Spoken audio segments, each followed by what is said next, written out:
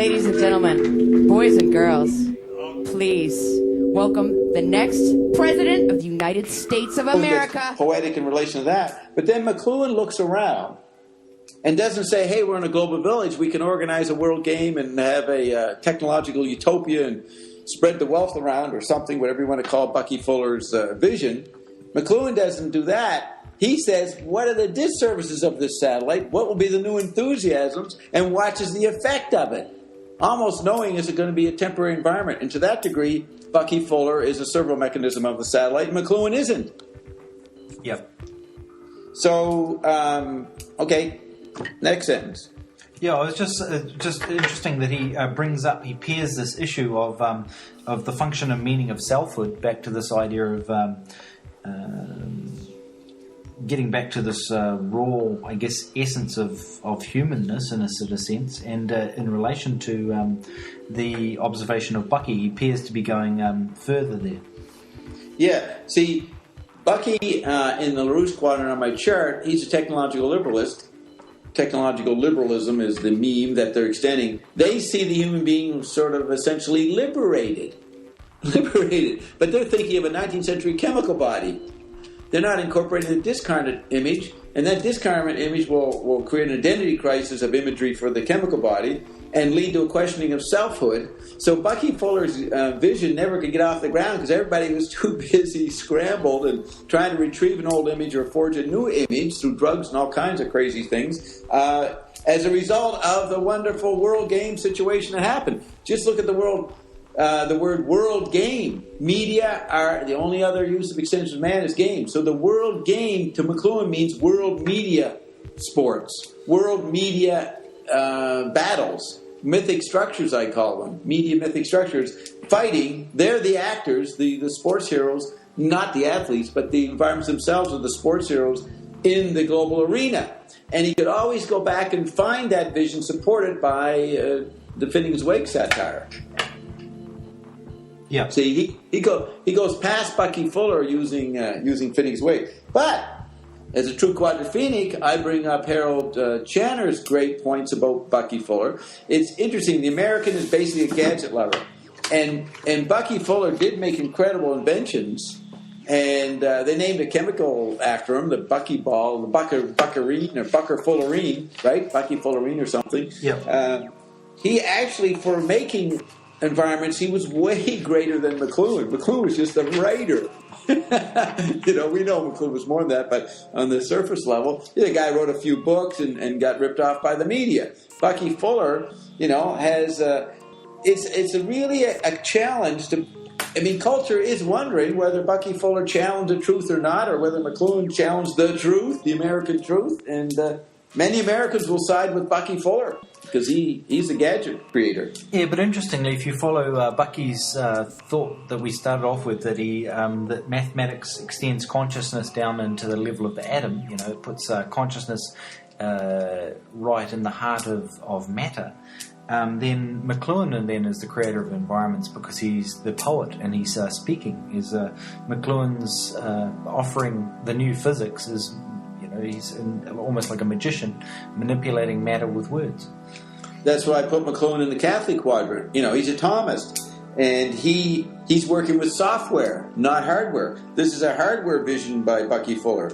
Now, Bucky Fuller made a lot about the invisible environment. They use the same words, different sentences, different ways, but you had to think that McLuhan, when he wrote his books, he was thinking of Bucky Fuller's language and pushing it. Yeah, it really was. What do you call it? The Harold Bloom's The Agony of Influence, The Anxiety of Influence.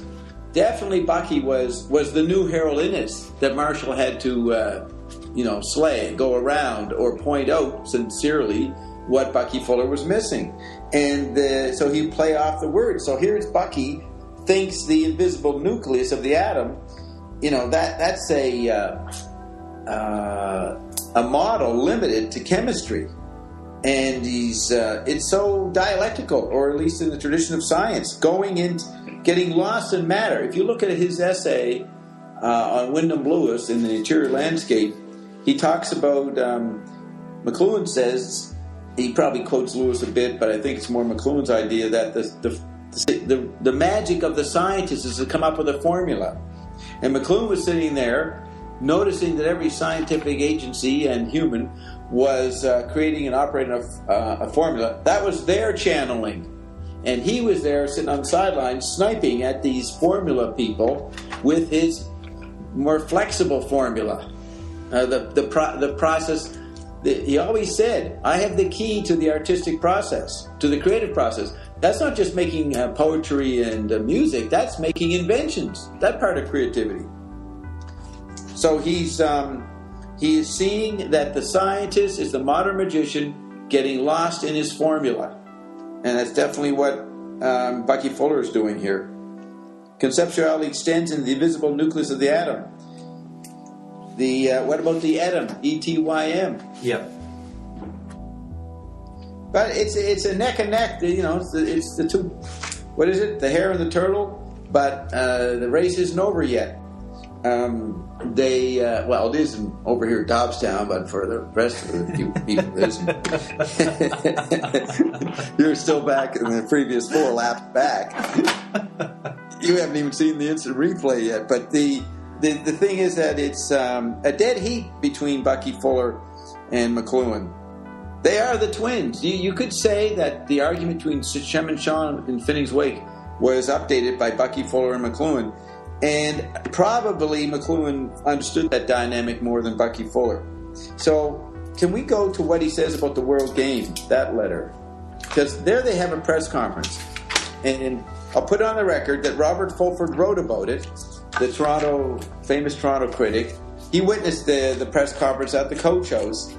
And his description of it was weird, uncanny, strange, funny, absurd. Because he said these two guys, Fuller and McLuhan, talked, and they pretended to be listening and talking to each other, but what they said had nothing to do with each other. Do you know what I mean? Yeah. I mean, Bucky was renowned for taking out his listening device so he couldn't hear what his interlocutor was saying. Yeah, I'll have to get Ian to check out the Akashic Records and find out if he had taken his hearing aid out for that press conference. Or maybe he had to put it back in because he had to hear what McLuhan was doing so he'd know where he was, because McLuhan was a contender. But it was perceived as chaos, right? Two monologists, yakking away and ignoring what the other guy was saying. They weren't listening, which is the way you are in any environment during the satellite theater. You don't listen. Yeah, well, there's a letter in here, also October 11th, 1971, where somebody called Drombowski mentions that he's trying to clear up a myth that Bucky Fuller will not even have McLuhan's name mentioned in his company. I have heard that kind of stuff before, and it doesn't surprise me because they were warriors on the most subtle level between each other. That's the point. And doesn't McLuhan object to that and say, no, that guy's just trying to cause trouble? Yeah, they basically cleared it up. At least Bucky writes a little note which sort of says, no, yeah. We're still buddies. And I think he says, December 29, 1971, he holds that he and McLuhan have different approaches, but their respective approaches are not contradictory. But they are. But who says that? That's Bucky Fuller replying to Drombowski, and he copies in McLuhan. I got to find... anyways, I'm going to get back to that point when I find the letter. But look at what he says to Bucky Fuller. Love your word tensecrity. And he puts it in quotes. It makes a lot of sense to me as a model of perception. Yeah. Now, see, that means you could say he's impressed as a model. No. The very use of the word, if it makes sense to McLuhan, he can use it. It's a figure for a larger ground. So then what does he say? There's a book. It makes a lot of sense to me. There's a book by Fritz Macklub called The Production and Distribution of Knowledge in the USA. That's software. It tries to tackle the job of measuring knowledge and information, that's a very pointed point at Bucky Fuller, who is talking about the expansion of knowledge and information in a cliche way. A 19th century, what would that be called? Negentropy. Endless information. Better, we become faster thinkers, right? It doesn't go into the entropic effect which is what McLuhan would notice. So what is knowledge and what's information? The only thing I've come across useful, but not very adequate to the problem. In other words, he's almost saying, Bucky, your word tensegrity is useful, but not very adequate to the problem. And probably Bucky Fuller, since he knew Marshall and knew of him for so long, he probably figured it out, and that's why he wouldn't allow him to bring up McLuhan. He knew what Marshall was up to. You know what I mean? Yeah, I wonder about that. But maybe we'll get to the bottom of it later. Okay, September 1764. Unless you have something to say, I want to look at this letter. Yeah, go for it. I'm going for the letters where Marshall addresses Bucky directly. Okay, he's talking about the meeting on the boat. What was that? Chiasticslide magazine. What was that? That the Greek guy hosted the boat out in the Mediterranean, right? And Yep. McLuhan attended this 1963 one. So he begins saying, I was not at all happy about missing the seminar this summer. Now, he never goes to another seminar ever again until about 1972, as far as I understand. So he's being polite because Bucky is a major guy at that seminar. There is too much on the plate here. Now, September 1764, understanding media's come out. He has an article in the Toronto paper showing his new huge ambitious culture house, Center for Culture and Technology, that will be using computers to study the thresholds of sensory populations all around the world. It's like a major United Nations. He's very involved at the rush that his book is creating. He's riding the wave, among the executive level, not on the pop culture level. Yep. That doesn't happen until the meeting is massaged. But too much on the plate, definitely. He knows he's obsolescing Bucky right then. He doesn't get time for those puny guys out in the Mediterranean. I've had a good deal of luck in analyzing various problems lately. Hey, it's good. This is an exclusive here, Andrew. You're showing people what people... they may never hear these letters again. They never see them. And here it is. I've had a good deal of luck in analyzing various problems lately. I enclose a note on one of these. Do we see that? Is that thing, the new media in the arts? Is that what the note is? Yeah, that'll be the new media of the arts. The other inclusion was to the other letter, which is why the TV child cannot see ahead. Right, and new media and the arts. Now, he calls it a note. It's like 5 or 6 pages, right? Yep. Right. That little footnote in it, and this is a footnote to you, Bucky. And close a note on one of these. If one says that any new technology creates, note that. If one says, isn't that great? See, this is the private letter, the private self. This is a question. In other media, he'll say, every new technology creates a new environment. But he says, if one says that, he's telling Bucky his script. If one says that any new technology creates a new environment, that is better than saying the medium is the message. And the medium is the message hasn't even been known yet. Yeah. This is inside a decade before. Yeah. Yeah. This is inside behind with the green room. What do you call that? Backstage, right? Backstage with Shem and Sean. And the content of the new environment is always the old one. The content is greatly transformed by the new technology. Okay, Bucky does a lot on supersonic flight, and he's going to mention the Dymaxion dome. So let's see if he's going to make them figures, right? Yeah. Supersonic flight, he says to Bucky, will create a new environment which makes our present city somewhat useless. Okay, in 1967-68, December issue, could be 67, Bucky Fuller, they do a big spread in Playboy magazine on his domes covering cities. And Marshall is already aware of this Bucky stuff, before. So, makes our present city somewhat useless. Okay, why would you put a dome over them? They're useless. But if people can't see what's really going on, then you turn them into an art form and turn them into pleasant concentration camps with domes over them. So, in fact, if they are to be approached within, and I know that if the Bucky Fullerites were listening to this, they'd be outraged. I mean, they'd be outraged to be blaspheming Bucky Fuller. But hey, there's other ways to look at this, Bucky Fullerites. You, Harold Channer, you never took this seriously, what I'm saying, and I'm doing it again for you.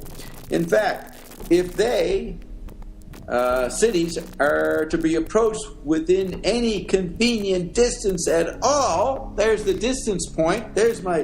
We're getting a little Xenochrony here. I'm saying that to be cold and to be environmental, you've got to create distance inside the global theater, and that's a requirement. And he knows that is. So he's trying to figure out how to have some distance, right? Yeah. As tactilely or as a bookman. I think it's as tactilely, not a visual perspective. In fact, if they are to be approached, these cities within any convenient distance at all, they will have to be roofed over. Supersonic, that's the dome effect that I see laid out in Playboy magazine in 67, 68. They'll have to be roofed over. So he's telling, let's assume that he knows that's Bucky's design and plan. I assume it's known, because by the time it gets to Playboy, it's going to be cliche. So he's saying that is an effect. They will have to be roofed over, is an inevitable effect under global theater condition. Supersonic takeoff, McLuhan says, and landing alike blow the glass out of a city. So your Dymaxion dome becomes a necessity, just as much as the road is a necessity for the wheel. One environment creates another. Now, if you're totally keen on promoting the Dymaxion dome, you're not running around saying one environment creates another. Unless, you could also see that as, no, this is the way you promote it. We have to go Bucky's way because the environment demands it.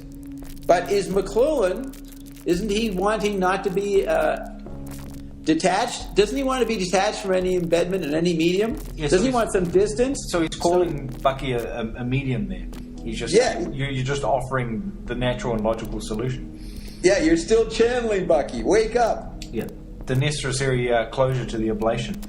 Right. Now, the necessary enclosure to the ablation? The necessary closure of the ablation in the same sense that, like, table is the closing of the ablation, which is squat, kind of thing. Yeah, and you can make ablation to mean a very general thing of amputation, right? Every medium is an ablation. Would you agree? Yes. Yeah. So this is a subtle reading, and I don't know if anybody can get the level we're taking this from what they're hearing, but I agree. That's the point I'm making is with what you're saying, that he is saying you're a knee-jerk reflex. But McLuhan, as a quadrophenic, knows that humans can't keep up, and you do a stopgap. He used to say concepts are necessary in a time of rapid change. That's concepts, not percepts, so people can get a grip on reality. So McLuhan is saying these new environments have to be changed like this so that the citizens can get a grip on their environment. Right? Yeah. So it's practical management. The stab comes in the next paragraph. Yeah, and before you say that, Emperor comes clown. McLuhan is a case of enthusiast becomes artist. Or it's something about, on one level, you promote the latest nonsense because it's a good... It's a challenge for people to understand Bucky Fuller. It sparks them. Just because he's not the perfect challenge, the most comprehensive, he's still valid or valuable. So you allow Bucky to run around, but Marshall reserves the right to be detached from that. And he knows, so the artist, it's artist come promoter come distance. Artist come promoter come distance. Do you know what I mean? Yeah. Well, in this sense, he's using these technological innovations as an art form. So he's extending them in all directions as opposed to the mediumship of Bucky, which extends in one direction. You can say that Bucky Fuller is an artist and using these new engineering devices or landscapes as art form. But when you say McLuhan is using them as art form, it's different. He's using them as an art form, definitely meaning anti-environmental, to wake up perception, to break up the ruling, the regulation of the sensory order. There's that sense of art form. You got to make a distinction. I mean, Bucky Fuller is a capital A artist. Marshall McLuhan is a small A artist. Oh, in that article, the new media and the arts, McLuhan makes an interesting distinction between